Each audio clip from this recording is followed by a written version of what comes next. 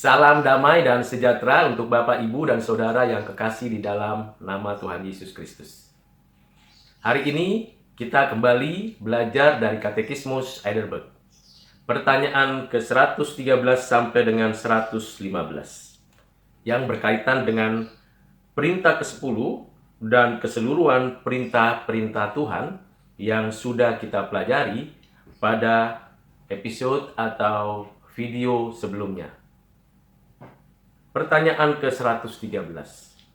Apakah yang perintah ke-10 tuntut dari kita? Seperti kita ketahui, perintah ke-10 ialah jangan mengingini. Mengingini milik orang, istri sesama, anak orang lain, harta benda, hewan peliharaan, dan apapun. Jawaban dari katekismus ialah agar keinginan atau pemikiran terkecil sekalipun yang berlawanan dengan satu pun dari perintah-perintah Allah tidak boleh muncul di dalam hati kita.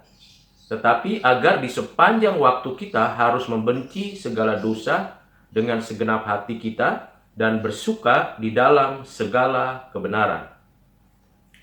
Karena itu Bapak Ibu Saudara, keinginan untuk menyembah ilah yang lain, membuat patung untuk disembah, menyebut nama Tuhan Allah dengan sembarangan, keinginan tidak mematuhi ibadah hari Sabat, keinginan untuk tidak menghormati orang tua, hidup di dalam menghargai kehidupan sesama, keinginan untuk melakukan perzinahan, pencurian, kebohongan, dan semua keinginan jahat lainnya, itu semuanya harus disingkirkan, dibuang, dimatikan, dan tidak ada di dalam hati kita.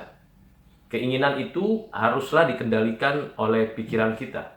Dan pikiran kita haruslah diisi oleh seluruh kebenaran Allah. Kebenaran-kebenaran yang dinyatakan, yang diwujud nyatakan di dalam kehidupan kita, baik melalui ilmu pengetahuan, pengalaman dan intuisi kita, kebenaran yang diwahyukan, yang dinyatakan secara tertulis, yaitu firman Tuhan, Alkitab yang kita terima, dan kebenaran yaitu Tuhan kita Yesus Kristus. Bapak Ibu Saudara yang kekasih, seluruh pikiran kita harus ditaklukkan, dipenuhi, dan diisi di dalam kebenaran Tuhan. Kita menghidupi kebenarannya, melakukannya dan memproklamasikannya, sehingga pikiran kita adalah pikiran yang sepikiran dengan pikiran Tuhan Allah. Dengan cara demikian, maka keinginan kita akan dikendalikan, diarahkan, dan tentunya akan menjadikan itu kekuatan untuk mematikan dosa. Bagaimana dengan perasaan kita? Perasaan kita itu sesungguhnya, baik emosi dan hal-hal yang berkaitan dengan luapan emosi kita, harus dikendalikan dengan keinginan yang sudah ditaklukkan di dalam pikiran yang benar. Keseluruhan itu tentunya haruslah kita upayakan dalam sebuah proses pengudusan emosi, pengudusan keinginan, dan pengudusan pikiran.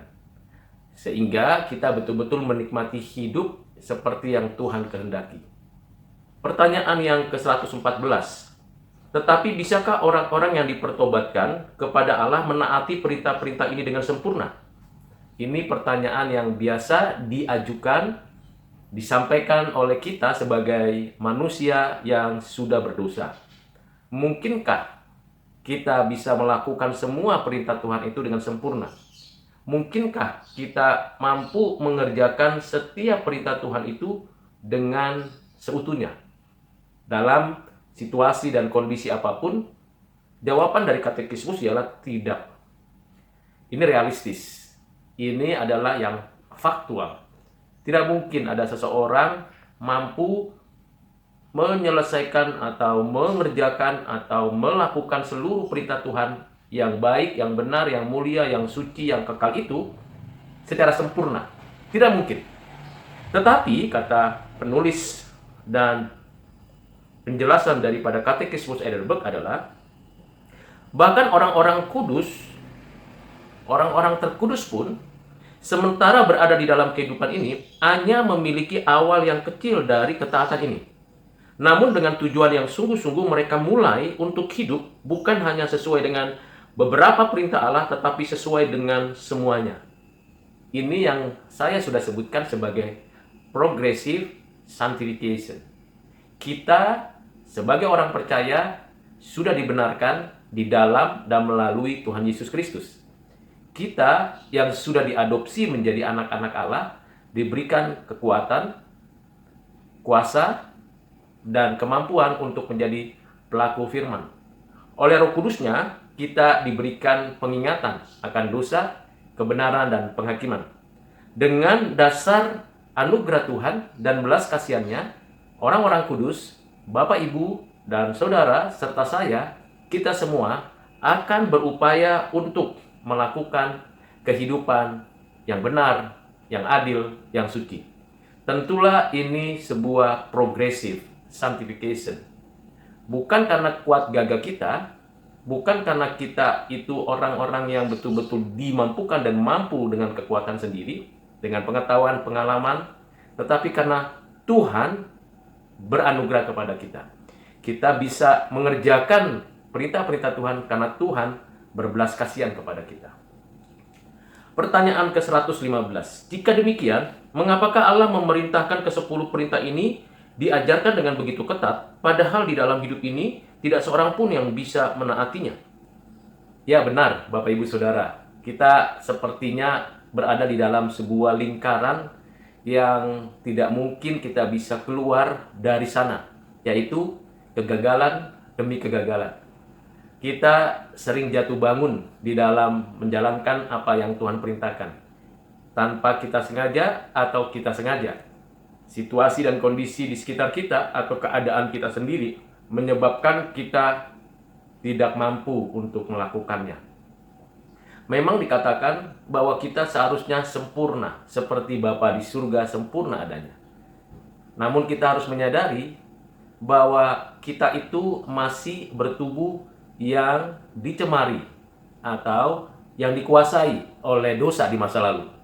Kita juga di dalam proses pengudusan masih mungkin berbuat dosa. Ditambah lagi kita berada di lingkungan di bumi ini yang mana iblis, roh jahat, dan orang-orang dunia mencobai kita, menggocok kita, bahkan menipu kita.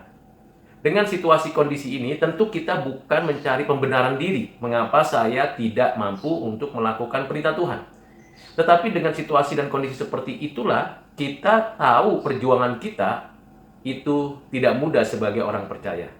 Tidak serta-merta ketika kita mengaku dengan mulut, percaya dengan hati bahwa Tuhan Yesus adalah Tuhan dan Juru Selamat kita, penebus kita satu-satunya, kita pada saat itu menerima karunia Roh Kudus, menikmati meterai darinya, bukanlah serta-merta kita langsung kudus, artinya tidak mungkin berbuat dosa lagi. Tidak demikian. Kita masih mungkin berbuat dosa, tetapi kita tidak hidup di dalam status keberdosaan. Kita adalah anak-anak Allah. Jadi kalau begitu bagaimana? Apa maksudnya? Dan mengapa Allah memerintahkan ke-10 perintah ini? Pertama, jawaban dari Katekismus Heidelberg, agar seumur hidup kita bisa belajar untuk semakin mengetahui natur kita berdosa, dan dengan demikian menjadi semakin sungguh-sungguh di dalam mencari pengampunan dosa dan kebenaran di dalam Kristus. Ini hal penting.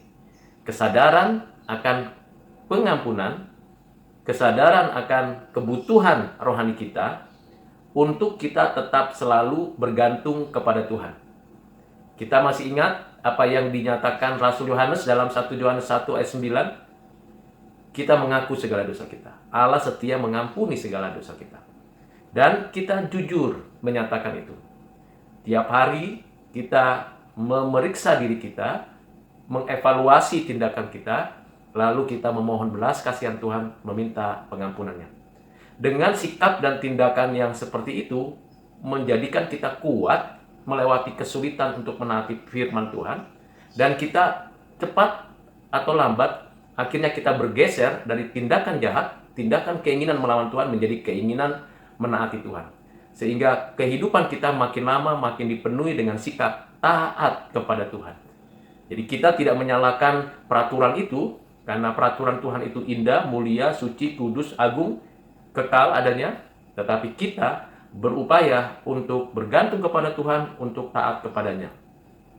Yang kedua ialah agar kita bisa dengan tekun berusaha dan berdoa kepada Allah untuk beranugerah, untuk menikmati anugerah dari Roh Kudus, untuk semakin diperbaharui seturut gambar Allah sampai setelah hidup ini kita tiba pada kesempurnaan yang menjadi tujuannya.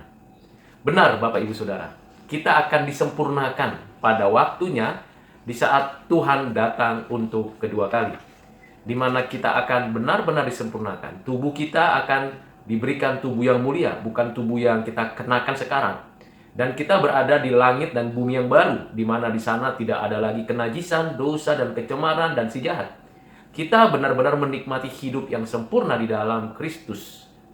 Prinsip already and not yet itu penting untuk kita pegang, kita amini, kita imani.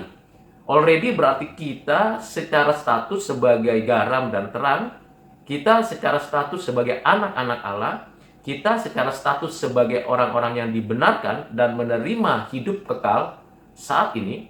Dengan iman, kita percaya kita sedang menikmati dan mencicipi segala berkat-berkat rohani di masa akan datang untuk kita. Dan dengan iman, kita percaya kelak kita menikmati sepenuhnya, seutuhnya, sesempurna mungkin, seperti yang Tuhan sudah berikan, sediakan, dan janjikan kepada kita. Karena itu Bapak Ibu Saudara yang kekasih dalam Kristus, jangan kita putus asa dan ragu akan kebaikan Tuhan. Tuhan itu selalu setia dan setia pada janjinya, dan kita mendapatkan pertolongannya pada waktunya. Ketika kita menghadapi kesulitan dalam menaati perintah Tuhan, kita ingat. Dan bagaimana ya kita bisa dapat taat kepada Tuhan?